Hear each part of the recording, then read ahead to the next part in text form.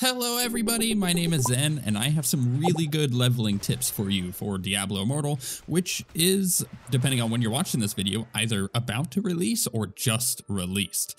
Or maybe released a while ago and you're watching an old video, which is totally fine. There's going to be useful information here. But before we jump in, I do want to quickly mention that none of us content creators have played since closed beta, which was back at November, December of 2021, and we're now in June of 2022. It's a fairly high likelihood that some things have changed since then, and some of this information might be misleading or a little wrong. If that is the case, post-launch, I will go to the comments and update it before I eventually just make an updated video for this to begin with.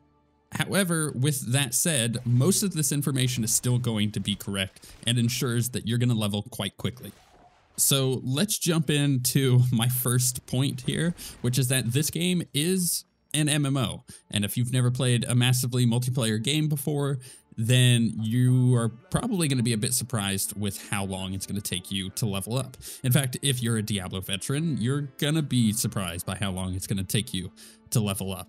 The level cap is level 60, and if you've played a lot of Diablo 3, you might expect to be able to blaze your way through all 60 levels in maybe 2, 3, 4 hours, especially if you play a lot of Diablo 3 with seasonal stuff.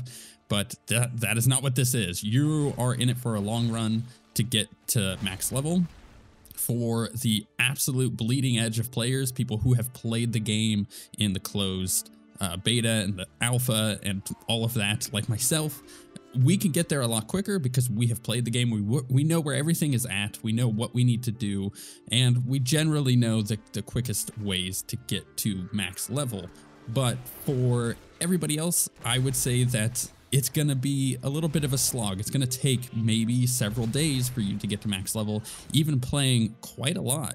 So tip number one for leveling quickly is actually counterproductive. It is to enjoy yourself. There is no rush. You do not need to rush to max level to feel like you have to compete with everybody else. There is a system in place, which I'm not going to go over in this video, called World Paragon level, which eventually, if you were playing on a regular basis, you're going to catch up to everybody regardless. You do not need to just no-life this game in order to get to max level, to compete with everybody else. Like, just play the game, have fun, and you know what? If you're not a cutting-edge player, there's nothing wrong with that. Maybe you're just playing casually. Just enjoy yourself.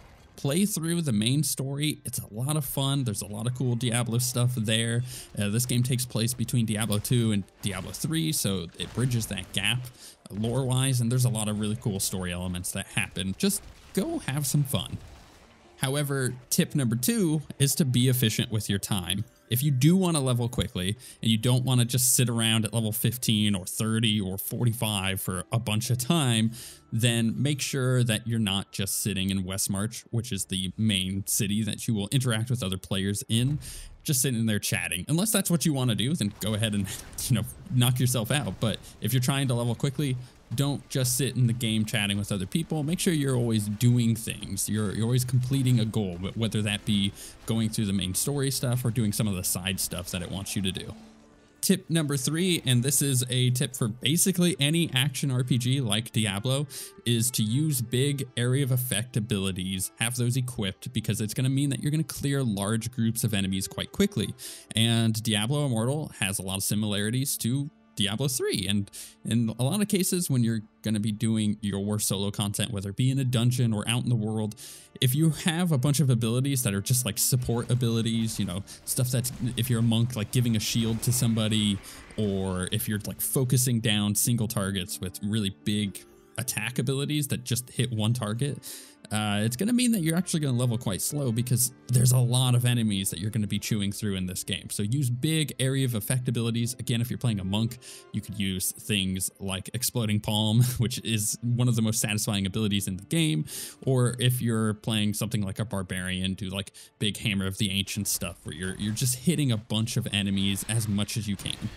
Tip number four is really just a confirmation of what you will be doing in the game, so that way you're not questioning yourself if there's a more efficient way to level, which is to just do the main story. go through from start to finish with it. And anytime that the game has you take a bit of a side turn, like to go learn about what Elder Rifts are, or to figure out what's going on in Westmarch because it's a large city and there's a bunch of stuff there, or to go figure out what the Cycle of Strife system is, which is a really cool PvP system, and you should definitely check it out. I know I said PvP and that's going to be daunting to some people, but trust me, it is so freaking cool.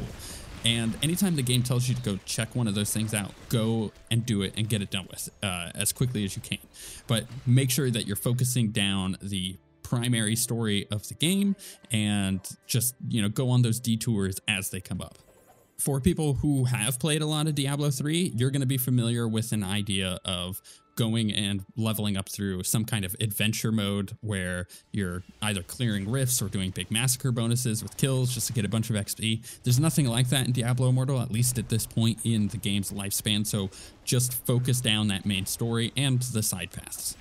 And finally, tip number 5, which is without a doubt the most important one in the game, is to interact with the Battle Pass. Now, if you've played games like Fortnite, you might understand what the Battle Pass is. If you haven't, just a quick explanation is it's essentially a linear track. And by completing stuff in the game, you'll move yourself from left to right on it, unlocking things as you go. These Battle Passes reset every month, and you have the option of purchasing an empowered battle pass, which will get you a few extra rewards, but this is not necessary for leveling, especially. I think it is probably one of the best things that you could invest money into in the game, but if you just want to go completely free to play, then absolutely just don't worry about that. That has nothing to do with the leveling part of this.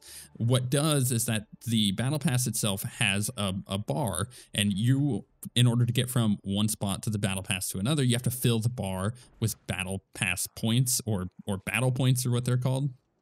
And you gain these from completing activities, such as doing bounties as they pop up, or doing an Elder Rift, or filling out a bestiary. I'll explain some of that stuff in just a moment.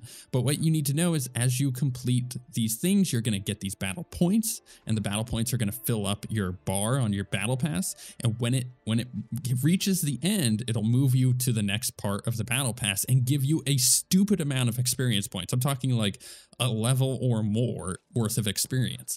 And these things are really easy to complete as you're going through the game.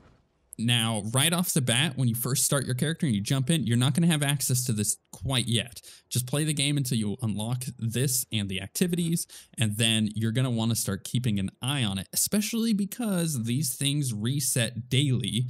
And there is a really important thing to keep in mind, which is that there are some activities that will give you double battle points. So, for example, you can see here I have a bestiary activity that I have to complete, which you'll essentially kill enemies and you'll gain their essence, and you complete like a bestiary. It's like a codex of all these monsters. You learn about them as you play the game, but it will give me 40 battle pass points because it's, you know, that's just what it does when you complete it times 2.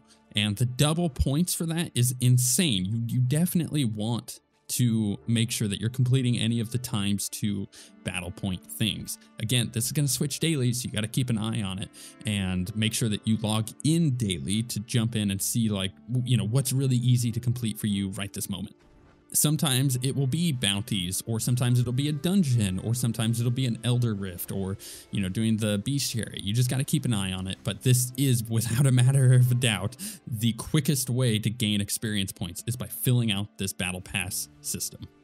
In the betas, I experimented with the idea of holding back my battle points to certain points within the story that were a bit of a dead zone, where you just kind of had to go do random activities to gain experience to get to a high enough level to get to the next act within the game. But all in all, I actually found that it was just more efficient to fill it out as I went and not save any of them up. So just keep that in mind. If you have things that you can complete, just go ahead and complete them, because the quicker that you get that XP from the battle pass, the more that you're gonna have for the next act, which means you'll just be able to jump into the next act right away and not have any of that weird void zone.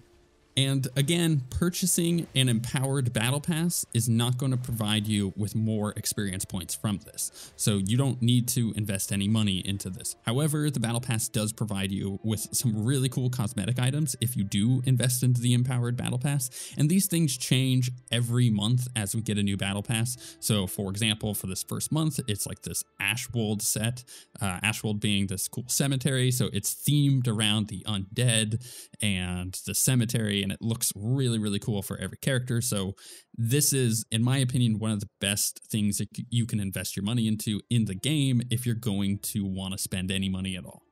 One final bonus tip for you guys is if you're playing in a group, make sure that you create a warband. A warband is like a series of players that you typically play with, and it has like a maximum of, I think, 8 people that you can be a part of with it. But this allows you to share loot with each other through kind of a weird system, but you'll figure it out as you go. I don't need to go into depth here, but it's just a nice way of being able to consistently interact with the people that you actually want to play with on a regular basis, while also providing you with some additional rewards while leveling up and just playing the game. Hopefully, following these tips, you'll be able to level up quickly and have a bunch of fun while doing so. But with that said, if you want to look for more Diablo Immortal videos on the channel, I'm going to have a bunch going up during launch and then post-launch, and just in general, because I cover Diablo quite a lot on this channel. It's a large part of my life. You can go down and subscribe and be able to get notified whenever the latest Diablo Immortal videos go out, or stuff for Diablo 4 as we get closer to launch with that. And of course, if you want to support the channel, you can become a channel member and get access to a bunch of really cool emojis for YouTube through video comments or through live streams on YouTube. But with all of that being said, thank you very much for watching, and we shall see you all next time.